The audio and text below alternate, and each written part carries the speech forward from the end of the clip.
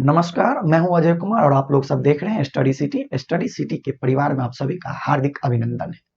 मेरे प्यारे छात्रों, मैं प्रतिदिन की भांति आज भी इतिहास के ऑब्जेक्टिव क्वेश्चंस को लेकर आ गया हूं, जो आप लोगों के 2023 में जो अपेयर होने वाले छात्र हैं, उन सारे छात्र छात्राओं के लिए ये क्वेश्चन बड़े इंपॉर्टेंट क्वेश्चन है। अध्याय बाय अध्याय मैंने क्वेश्चन करवा रहा हूँ। अभी इस सीजन में, मिशन 50 के सीजन में अध्याय बाय अध्याय कुछ क्वेश्चन वगैरह हो रही है। आज की जो टॉपिक है वो महाभारत से रिलेटिव टॉपिक है। आज की टॉपिक क्या है? महाभारत से रिलेटिव। इसी के साथ समय को न बर्बाद करते हुए हम लोग चलेंगे क्वेश्चन की तरफ। तो क्वेश्चन आपके स्क्रीन पे कुछ इस प्रकार आ गई है। प्रथम क्वेश्चन कह रहा है आपका, प्रथम क्वेश्चन है कि महाभारत के आदि पर्व के किस अध्याय में, यानी कि आदि पर्व के किस अध्याय में भीष्म द्वारा 8 प्रकार के विवाहों का वर्णन किया जाता है। यानी कि जो उस टाइम पीरियड पे शादी विवाह होती थी, वो किस अध्याय में 8 प्रकार के विवाहों का वर्णन है। तो इसका सही उत्तर होगा 102। क्या होगा? 102। आप देखते हैं 102 कहाँ है? तो 102 ऑप्शन नंबर सी में है। तो इसका सही उत्तर क्या हो जाएगा? ऑप्शन नंबर सी, यानी कि 102 में अध्याय में, 102 में अध्याय में क्या है बाबू रे? अध्याय में शादी के 8 प्रकार के विवाह का वर्णन मिलता है। इसी के साथ चलते हैं दूसरा में, क्वेश्चन नंबर 2।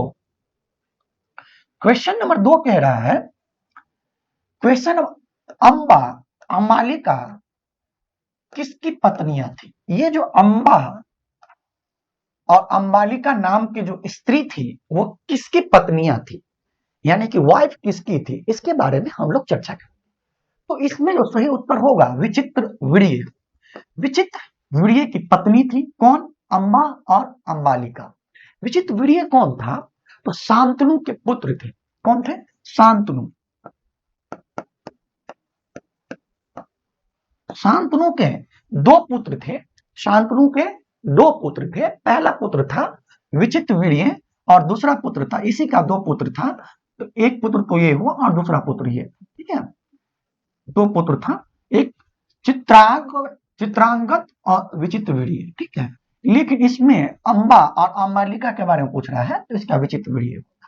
इन दोनों के बाल्य अवस्था में ही इनके पिता यानी कि शांतनु का निधन हो जाता है। उसके बाद इसकी लालन पालन भरण पोषण कौन करता है? तो इसका लालन पालन भरण पोषण गंगा पुत्र भीष्म करता है। कौन करता है बाबू? तो इसका लालन पालन भीष्म करता है, ठीक है। शांतनु जी के मतलब इन लोग जब बाल्य अवस्था, इनके बचपन ही अवस्था में थे, बाल्य जब बहुत छोटा था, तब इनके पिताजी का देहांत हो जाता है। उसके बाद इसका देखरेख लालन पालन कौन करता है? गंगा पुत्र भीष्म करते हैं। इसी के साथ हम लोग चलते हैं दूसरे क्वेश्चन की तरफ। यह है तीसरा नंबर क्वेश्चन, आपके स्क्रीन पे कुछ इस प्रकार से आ चुकी है। तीसरा नंबर क्वेश्चन में आप लोगों को बताया जा रहा है कि महर्षि व्यास द्वारा उत्पन्न संतान थे। ये महर्षि व्यास कौन है? तो महर्षि व्यास, सबसे पहले हम लोग जानेंगे, महर्षि व्यास महाभारत के रचयिता यानी कि लेखक माने जाते हैं। कौन माने जाते हैं? लेखक माने जाते हैं। महर्षि व्यास को ही वेद व्यास भी कहा जाता है। महर्षि व्यास को ही वेद व्यास कहा जाता है। इस क्वेश्चन का कहने का तात्पर्य है कि महर्षि व्यास से उत्पन्न यानी कि उनके संतान इसमें कौन कौन है? तो पांडु भी, सबसे पहले पांडु। आप लोगों ने देखा होगा धृतराष्ट्र के बारे, महाभारत अगर बच्चे लोग देखें, वैसे तो बहुत कम बच्चे महाभारत देखते हैं, लेकिन अगर कोई बच्चे अगर देखे होंगे, आप लोगों को पता होगा धृतराष्ट्र के बारे में। तो धृतराष्ट्र, वही धृतराष्ट्र किसका पुत्र था? तो वेद व्यास का। धृतराष्ट्र भी।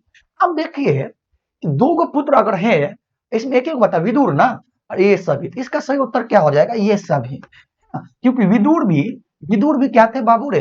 तो विदुर भी उन्हीं के पुत्र थे। तो विदुर भी उन्हीं के पुत्र थे। तो ये इसमें से क्या हो जाएगा? इसका सही उत्तर क्या हो जाएगा? इनमें से सभी। क्या हो जाएगा? इनमें से सभी इसका सही उत्तर हो जाएगा। इसी के साथ चलते हैं नेक्स्ट क्वेश्चन की ओर। इसमें बता रहा है घटोत्कच किसका पुत्र था? घटोत्कच किसका पुत्र था? ठीक है। इसका सही इसमें पूछ रहा है घटोत्कच जो था वो किसका पुत्र था? युधिष्ठिर, अर्जुन, दुर्योधन, भीम। इसमें हम लोग देखेंगे सबसे बलशाली जो थे वो थे भीम। तो इसका सही उत्तर हो जाएगा भीम। घटोत्कच किसका पुत्र था? तो इसमें कोई दो मत की बात नहीं है, इसमें सही उत्तर होगा घटोत्कच के पिताजी भीम है। कौन है? भीम। यानी कि पांडव में से एक पुत्र का नाम था भीम। पांडव 5 भाई, उसी में से एक पुत्र का नाम था भीम।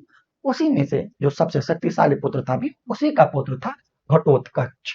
ठीक है, इसी के साथ हम लोग चलते हैं नेक्स्ट क्वेश्चन की ओर चलेंगे। नेक्स्ट क्वेश्चन आप लोग वो कुछ इस प्रकार से है कि भीम ने हिडिंबा के साथ कौन सा विवाह संपन्न किया था? देख लीजिए, भीम जो है जिसका पुत्र घटोत्कच था, आप लोगों ने देखा होगा घटोत्कच कुछ राक्षसी प्रजाति के थे, राक्षस टाइप के व्यक्ति थे घटोत्कच। हिडिंबा कौन थी? तो हिडिंबा में एक राक्षस थी। ठीक है, राक्षस के कुल की थी। राक्षस आप लोग जानते हैं नेगेटिव, जो अभी नेगेटिव एनर्जी कहते हैं, उस टाइम पीरियड पे राक्षस कहा करता था। तो राक्षस की मतलब राक्षस प्रजाति की थी। जब वो वनवास टाइम पे थे तो वो वहां से निकले, तो हिडिंबा उसके साथ रह गई। कि मैं आपको, हिडिंबा का कहने का मतलब था कि मैं आपको मन ही मन अपना पति मान चुका हूं, इसीलिए आप जहां भी जाएंगे मैं आपके साथ रहूंगा। फिर वो मतलब विवश होके, मतलब भीम साहब विवश होके क्या किए, उससे विवाह संपन्न किए। तो विवाह उसका था गंधर्व विवाह। क्या था बाबू? है गंधर्व विवाह। ठीक है, एक एग्रीमेंट टाइप का था। कि एग्रीमेंट टाइप का क्या था कि आपको जब पुत्र की प्राप्ति हो जाएगी फिर मैं आपको यहीं छोड़ के चले जाऊंगा, जस्ट लाइक अ एग्रीमेंट। ठीक है, तो उसी टाइम उसी को हम लोग गंधर्व विवाह कहते हैं। और यही गंधर्व विवाह हुआ था किसके साथ? हिडिंबा के साथ। किसको? तो भीम को, है ना, भीम को। ठीक है, इसी के साथ हम लोग चलते हैं नेक्स्ट क्वेश्चन की ओर। नेक्स्ट क्वेश्चन आपका कह रहा है 6 नंबर क्वेश्चन, कि 6 नंबर क्वेश्चन में बता रहा है कि द्रौपदी किसकी पत्नी थी? द्रौपदी कहने का मतलब आप लोगों ने देखा होगा द्रौपदी का चीरहरण हुआ था और श्री भगवान श्री कृष्ण जी ने उसकी मान मर्यादा को उसको बचाए रखा था। वो किसकी जो है सो पत्नी थी? तो इसमें 5 नकल सहदेव, सॉरी अर्जुन नकुल सहदेव, यानी कि तीनों की पत्नी थी। तो इसीलिए इसमें लिखा जाएगा इन सभी थे। अब बहुत सारे छात्र के मन में ये भी आता होगा कि सर एक स्त्री एक साथ 3 की पति कैसे हो सकती है? ठीक है, 3 की पति कैसे हो सकती है? तो इसमें हम लोग चलेंगे जब डिटेल्स आप लोग अगर महाभारत देखेंगे या हम लोग डिटेल्स क्लास में जाएंगे, है ना। तो क्लास जब, ये तो ऑब्जेक्टिव सेशन है, समय को नहीं बर्बाद करना होता है इसमें। तो अब जब डिटेल्स क्लास में जाएंगे तो हम लोग इसमें विशेष चर्चा करते हैं, इस पे हम लोग करेंगे। तो ये जो है एक साथ तीनों का पत्नी था, है ना, यानी कि अर्जुन के भी पत्नी थे, नकुल का भी पत्नी था और सहदेव का भी पत्नी था। इसीलिए इसका सही उत्तर क्या हो जाएगा? इसका सही उत्तर हो जाएगा इनमें से सभी की पत्नी थी। ठीक है, कौन? तो द्रौपदी। इसी के साथ चलते हैं नेक्स्ट क्वेश्चन की ओर। तो 7वां क्वेश्चन जो है आपका, 7वां क्वेश्चन कुछ इस प्रकार से आपके स्क्रीन पे आ चुकी है। आप लोग क्वेश्चन को बार बार पढ़ेंगे। बार बार पढ़ने से क्या होती है कि आपको क्वेश्चन की समझ ज्यादा आ जाती है और कितने सारा क्वेश्चन में अदर क्वेश्चन भी छिपी हुई रहती है। और आपके ऑप्शन में भी बहुत सारा ऑप्शन छुपा, ऑप्शन से भी क्वेश्चन बन सकती है। इसलिए आप लोग थोड़ा गौर से क्वेश्चन को पढ़ेंगे। चलते हैं, 7 नंबर क्वेश्चन कह रहा है कर्मण्यवादी का रास्ते, कर्मण्यवादी का रास्ते माँ फलेशु कदाचन, माँ फलेशु कदाचन, ये श्लोक है श्रीमद् भागवत गीता के किस अध्याय में वर्णित है? ये जो आपका लिखा है कर्मण्यवादी का रास्ते माँ फलेशु कदाचन, ये श्लोक है। श्लोक आपका कौन सा श्लोक है? तो ये श्लोक आपका 47वां श्लोक है, जो आपके कितना नंबर का श्लोक है बाबू? 47वां श्लोक है, जो आपके द्वितीय अध्याय में मिलता है। द्वितीय अध्याय में मिलता है, 47वां नंबर का श्लोक है कर्मण्यवादी का रास्ते माँ फलेशु कदाचन।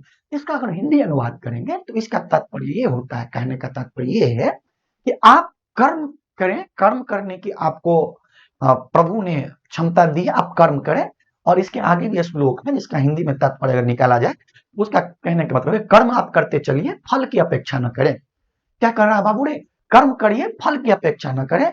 फल आपको जैसा कर्म करोगे वैसा फल मिलेगा, उसकी अपेक्षा करते हुए आप कर्म ना करो, कर्म को करते रहिए। जिस प्रकार आप लोग अभी 2023 में अपेयर होंगे बोर्ड में, तो बोर्ड में आप क्या है वो आपका परीक्षा देंगे, परीक्षा फल की परीक्षा मतलब को सोच के कि भाई हम क्या फेल होंगे, पास होंगे, कितना नंबर आएगा, उसको देख के नहीं। जो आपका अभिकर्म है, यानी अभिकर्म के कहने का तात्पर्य हुआ जो आप अभी कर्म कर रहे हो, पढ़ाई कर रहे हो, आप अच्छे से तैयारी कीजिए, अच्छे से पढ़िए, समझिए, और वहां जाके अच्छे से आप उत्तर देंगे, तब जाके आपको कर्म की अपेक्षा करेंगे, अच्छा ही कर्म। और अभी आप कर्म नहीं कर रहे हैं तो फिर उस टाइम पीरियड पे आपको फल की अपेक्षा करने का कोई अधिकार नहीं है। ठीक है, ये 47वां श्लोक है। ठीक है, और ये द्वितीय अध्याय में मिलती है। चलिए इसी के साथ हम लोग चलेंगे नेक्स्ट क्वेश्चन की ओर।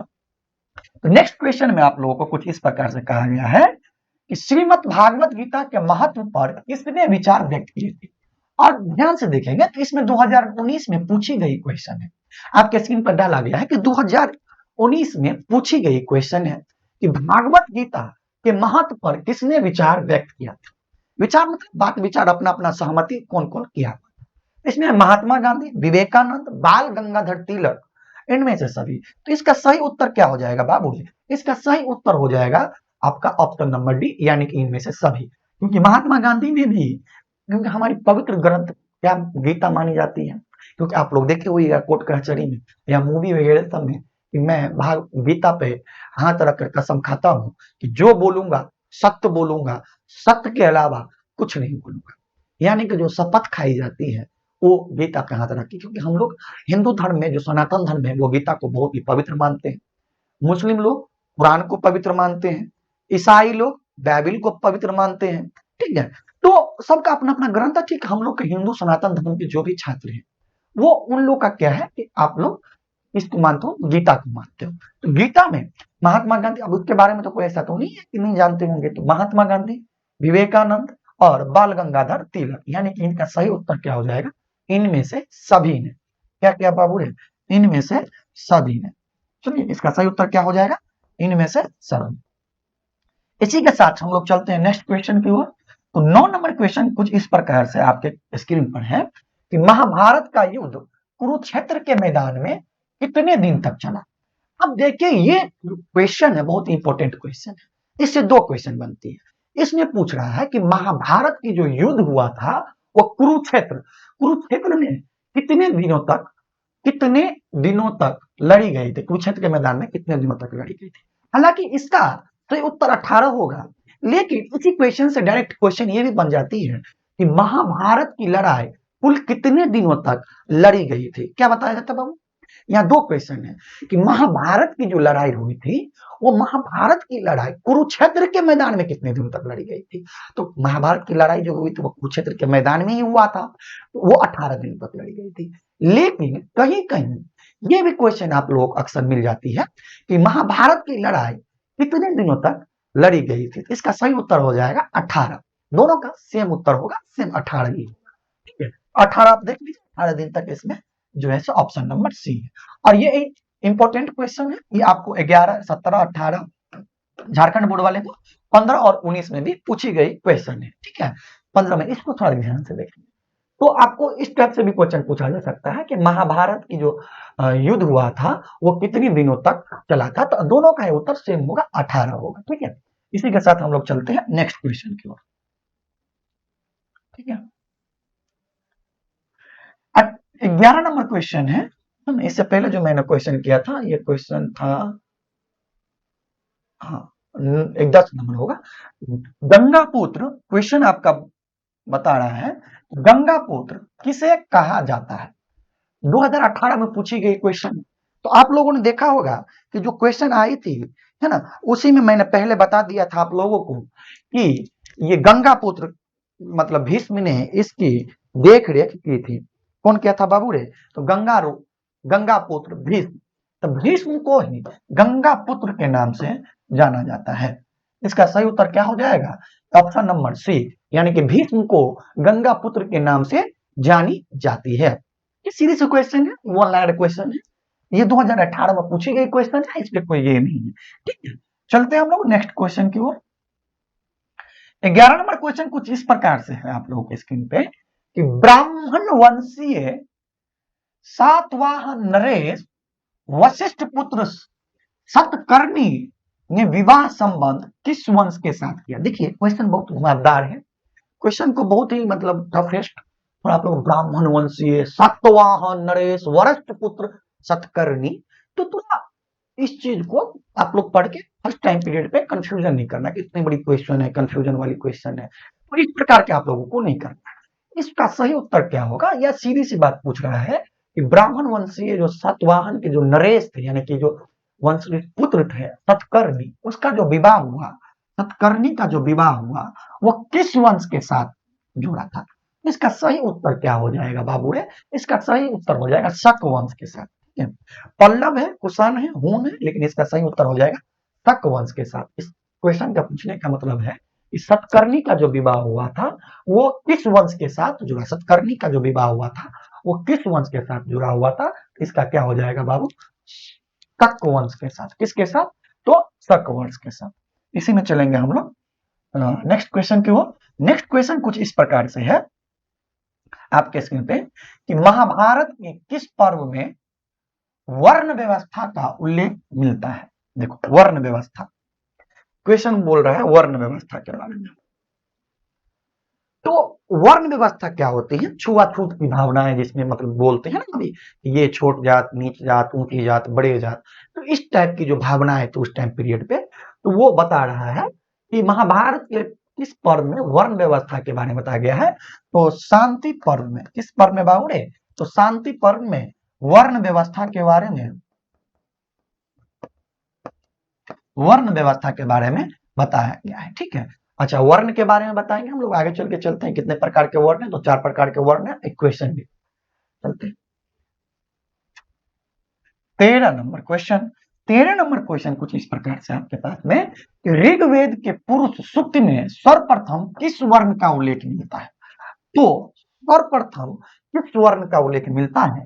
तो देखिए, ऋग्वेद पूछ रहा है तो ऋग्वेद में शूद्र वर्ण का जो उल्लेख है सर्वप्रथम मिलता है, शूद्र वर्ण। ठीक है, तो शूद्र वर्ण, इसका सही उत्तर क्या हो जाएगा? 13 का। 13 का आपका सही उत्तर हो जाएगा ऑप्शन नंबर डी। अब वर्ण कितने प्रकार के होते हैं? हमारे में 4 प्रकार के वर्ण होते हैं।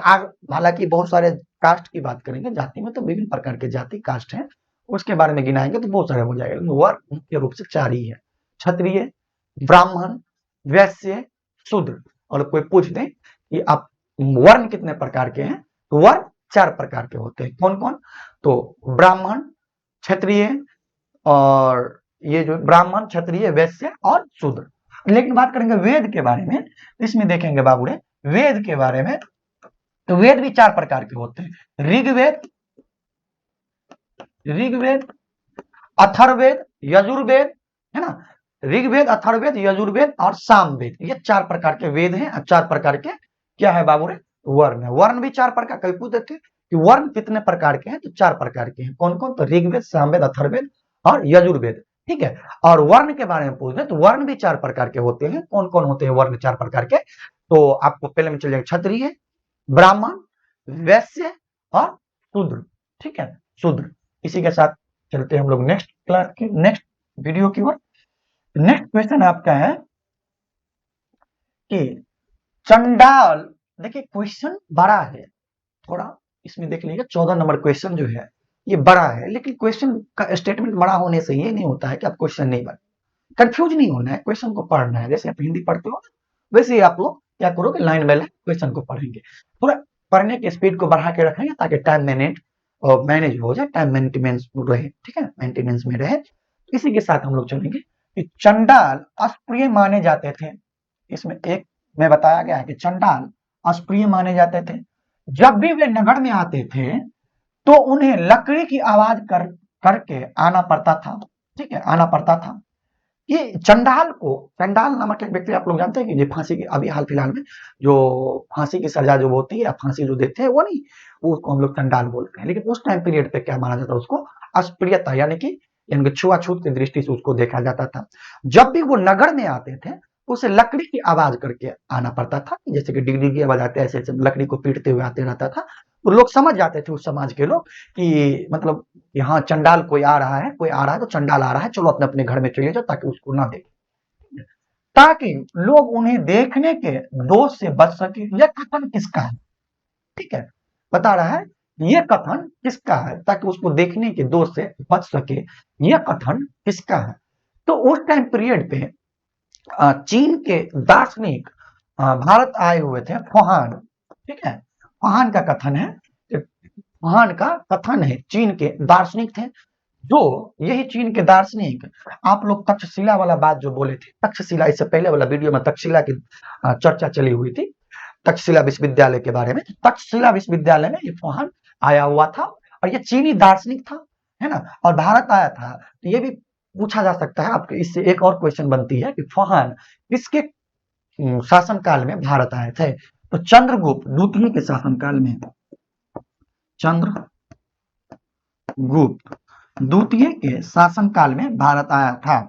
फाहान किसके शासनकाल में भारत आया था? चंद्रगुप्त द्वितीय के शासनकाल में भारत आया था। लेकिन अगर पूछ दे चंद्रगुप्त द्वितीय के शासनकाल में भारत तो आया था, ये तो क्वेश्चन कंसेप्ट आपकी क्लियर हो गई। लेकिन ये भी पूछता है फाहान कितने मतलब टाइम पीरियड अगर पूछ दे कौन सी ईस्वी में भारत आया था, तो 5वीं शताब्दी में, शताब्दी में भारत आया था, आया था। क्या है बाबू? भारत आया था। ठीक है, चंद्रगुप्त द्वितीय के शासनकाल में, यानी 5वीं शताब्दी में भारत आया था। कौन? तो फाहान। आप फाहान नहीं, ये सारी बात बताइए कि चंडाल अस्पृत्य माने जाते थे, जब वो समाज में आते थे तो लकड़ी को बजाते हुए आया करते थे, ताकि उसे देखने का दोष कोई न झेल पाए। ठीक है, इसी के साथ चलते हैं हम लोग नेक्स्ट क्वेश्चन की ओर। नेक्स्ट क्वेश्चन आपका है कि दुर्योधन की माँ कौन थी? ठीक है, दुर्योधन की माँ कौन थी, इसका सही उत्तर क्या हो जाएगा बाबू रे?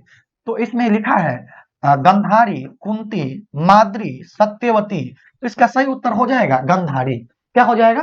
गंधारी। गंधारी का ही पुत्र था दुर्योधन। इसी के साथ चलते हैं नेक्स्ट क्वेश्चन की ओर। नेक्स्ट क्वेश्चन कह रहा है आप लोग का 16 नंबर का क्वेश्चन है। नेक्स्ट में 16 नंबर क्वेश्चन है कि निम्न में से किस प्रसिद्ध संत ने गीता की भक्ति टीका मराठी में लिखी? देखो यहाँ पूछ रहा है, ये नहीं पूछ रहा है कि यहाँ देखिए गौर से पढ़िएगा कि निम्नलिखित में से प्रसिद्ध संत ने गीता को लिखा, ये अलग बात है, लेकिन मराठी में कन्वर्ट किया, मराठी में इसको लिखा है कौन? इसका सही उत्तर क्या हो जाएगा बाबू रे? 16 नंबर क्वेश्चन का इसमें बताया एकनाथ, नामदेव, तुकाराम, तो मनेश्वर। ये है आपका 16 नंबर क्वेश्चन। 16 नंबर क्वेश्चन का हो जाएगा मनेश्वर। क्या हो जाएगा बाबू रे? तो इसका सही उत्तर क्या हो जाएगा? मनेश्वर। मनेश्वर जो है वो मराठी में गीता को कन्वर्ट किया, ट्रांसलेट किया है। ठीक है, इसी के साथ चलेंगे हम लोग नेक्स्ट क्वेश्चन की ओर। तो नेक्स्ट क्वेश्चन है कि महाभारत की रचना किस भाषा में की गई थी? तो इसमें कोई दो वच की बात नहीं है, 2019 की पूछी गई क्वेश्चन है। कितने क्वेश्चन है बाबू रे? 2019 के। महाभारत की रचना किस भाषा में की गई है? तो महाभारत की रचना जो है संस्कृत भाषा में वेद व्यास ने की है। ठीक है, संस्कृत भाषा में। अब बोलोगे सर संस्कृत से पहले पाली, प्राकृति, तो हिंदी तो अब बोली जाती है, लेकिन ये किसकी भाषा में बोगा है? तो संस्कृत भाषा में महाभारत की रचना की गई है। और इसका रचना संस्कृत में कौन किया है? तो वेद व्यास, जिसको हम लोग महर्षि व्यास भी कहते हैं। चलिए नेक्स्ट क्वेश्चन की तरफ। 18 नंबर क्वेश्चन है आपका कि महाभारत की रचना किसने की? अब देखिए क्वेश्चन आ गया कि महाभारत की रचना किस भाषा में की गई? तो संस्कृत में। लेकिन उस टाइम पीरियड में महाभारत की रचना मराठी में किसने की? तो वो अलग क्वेश्चन था। लेकिन अब जो क्वेश्चन है कि महाभारत की रचना किसने की, तो इसका क्या होगा? आप लोग ध्यान देंगे, वाल्मीकि जी ने रामायण लिखा था, वाल्मीकि जी ने रामायण लिखा था, और वेद व्यास जी ने महाभारत लिखा था, महाभारत लिखा था। वेद व्यास जी ने क्या लिखा था बुआ? महाभारत। वाल्मीकि जी ने रामायण लिखा था। मनु जी का दूसरा तत्व है यज्ञ, ये दूसरा चीज है।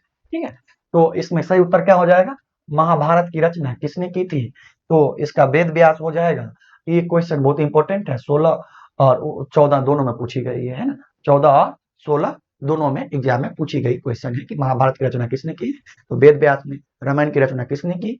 तो महर्षि वाल्मीकि जी ने। ठीक है, और महाभारत कौन सी भाषा में बोली मतलब लिखी जाती है? तो सबसे पहले लिखी गई थी तो संस्कृत भाषा में। ठीक है, बहुत सारे क्वेश्चन बनता है इससे। हम लोग चलेंगे नेक्स्ट क्वेश्चन की ओर। नेक्स्ट क्वेश्चन आप लोगों के कुछ इस प्रकार से है आपके स्क्रीन पे कि मनुस्मृति में कितने प्रकार के विवाह का उल्लेख किया गया है। तो विवाह मतलब शादी विवाह का उल्लेख जो है, विवाह का 8 प्रकार का उल्लेख है। मनुस्मृति में जो है सो 8 प्रकार का विवाह का उल्लेख मिलता है। ठीक है, इसी के साथ चलेंगे हम लोग नेक्स्ट क्वेश्चन की ओर। नेक्स्ट क्वेश्चन में आप लोगों के साथ है कि नेक्स्ट क्वेश्चन, महाभारत में कितने प्रकार के विवाह का उल्लेख मिलता है। देखिए, मनुस्मृति में भी 8 प्रकार के और महाभारत में भी कितने प्रकार के, 8 प्रकार के। ठीक है, ये क्वेश्चन 2018 और 2020 में पूछी गई है कि महाभारत के विवाह का, महाभारत में कितने प्रकार के विवाह का उल्लेख है। तो ये हो जाएगा आपका 20 नंबर क्वेश्चन, 8 प्रकार के विवाह का उल्लेख मिला है। और मनुस्मृति में उसमें भी 8 प्रकार का विवाह का उल्लेख मिला है। इसी के साथ इस वीडियो से मैं आज्ञा लेता हूं। धन्यवाद, मिलते हैं फिर हम लोग नेक्स्ट वीडियो।